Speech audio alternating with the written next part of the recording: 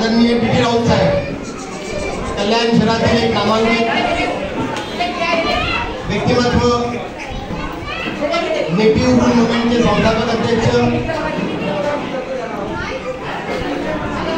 ते सुद्धा अमृत महोत्सवाच्या पुढे त्यांची वाटचाल सुरू आहे। त्यांची वाटचाल ही शतकोत्तरपर्यंत जावी या निमित्ताने आम्ही या ठिकाणी सुयोग इच्छितो। त्यांना विनंती करेन या मंगलमय प्रसंगी दोन शब्द या ठिकाणी निश्चित करा।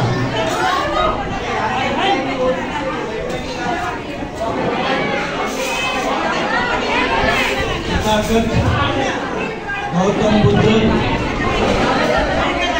भारत भाग्य विधाता डॉक्टर बाबासाहेब आंबेडकर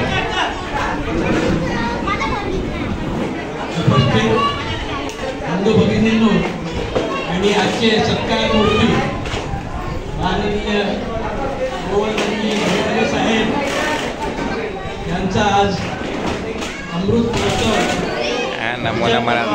साजरा होत आहे। ही अतिशय आनंदाची गोष्ट आहे। मित्रांनो, एखाद्या व्यक्तीला 75 वर्ष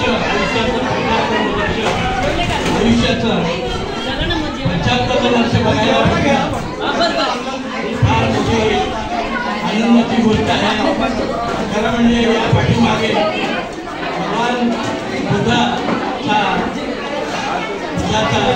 आपल्यावर नेहमीच आशीर्वाद राहायला असला पाहिजे, त्याशिवाय हे शक्य नाही। तथागत बुद्धाचा आशीर्वाद त्यांना आहे, कारण ते मुंबईला नोकरीला आल्यानंतर त्यांनी सगळ्यात अगोदर कोणते काम केलं असेल तर ते म्हणजे धार्मिक संस्थेशी संलग्न होणे, बौद्ध धर्माशी संलग्न होणे। ते स्वतः बौद्ध आहे, पण केवळ बौद्ध असून चालत नाही, तर बौद्ध धर्मासाठी काम करणाऱ्या ज्या संघटना आहेत त्या संघटनेशी ते संलग्न झाले आणि त्यांनी तळमळीने त्यामध्ये प्रभाव घेतला। त्यांनी त्यामध्ये कुठल्याही अपेक्षा केल्या नाही, मानापानाची अपेक्षा केली नाही। एक साधा कार्यकर्ता म्हणून ते या धम्मचळवळीमध्ये ते भाग घेत राहिले आणि म्हणून त्या जिथे ते राहत होते तिथे सुंदर बुद्ध विहार निर्माण झाले आणि रिटायरमेंट नंतर सुद्धा ते कधीच स्वस्त बसले नाही।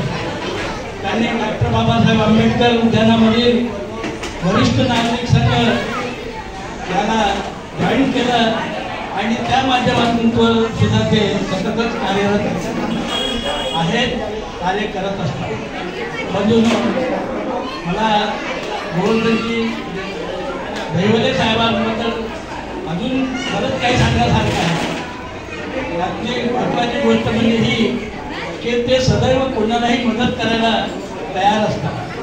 त्यांच्याकडे कोणी गेला आणि त्यांना म्हटलं की आता असं असं हे काम आहे तर साहेब काय करायचं, तर ते नेहमीच त्यामधून काहीतरी मार्ग काढतात आणि तुमचं जे कार्य आहे ते कसं घडलं जाईल हे ते बघत असतात आणि ते विचारपूस सुद्धा करत असतात की त्याचं पुढे काय झालं।